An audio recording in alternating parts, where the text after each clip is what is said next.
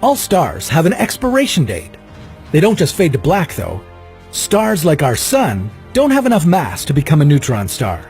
They end up expanding to red giants and then shedding their outer layers until only their core remains. That's when they become white dwarfs. White dwarfs don't have fusion reactions fueling them up. They gradually cool down until one day they become black dwarfs. The thing is, there are no black dwarfs anywhere in the universe. Black dwarfs just haven't formed yet. You see, white dwarfs may not produce any energy, but they still have enough of it left to keep them shining, faintly, for hundreds of billions of years. Given that the universe is only 13.8 billion years old, even the oldest white dwarfs are still glowing at temperatures of a few thousand degrees Kelvin.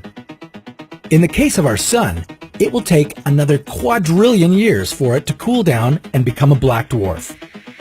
That's 1 million years from now, give or take a few millions.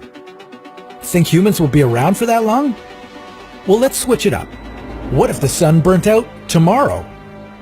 I hope you have a good supply of batteries on hand, because the entire solar system would be thrown into darkness. Put on a few sweaters, because it would become much colder too. Planetarily speaking, we're pretty spoiled here on Earth. With all the heat and light provided by the Sun, we're able to make a comfortable home on a rock hurtling through space at 110,000 kilometers per hour. It's easy to forget that we're just another speck in the universe. But if the Sun stopped burning, it would be immediately evident that we're just floating in space. After the first week without the Sun's heat, the Earth's surface temperature would drop to 0 degrees Celsius. After a year, it would go down even more, dropping to a freezing cold -100. That is, if the Sun turned into a black dwarf instantly, which is unlikely even for our hypothetical scenario. Realistically, to become a black dwarf, the Sun would have to go through all stages of the stellar life cycle. From the main sequence star it is now, the Sun would expand into a red giant, fade out to a white dwarf state, and only then cool down to become a black dwarf. At the red giant stage, it would bake the Earth, most likely swallowing it completely along with Venus and Mercury. At least we wouldn't have to worry about freezing to death once the Sun shrank to a black dwarf.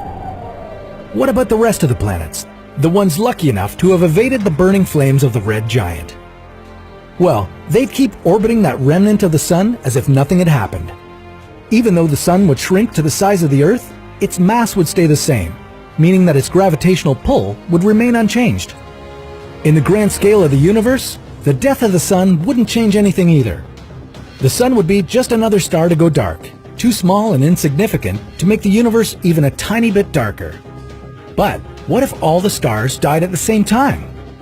Well, that's a story for another What If.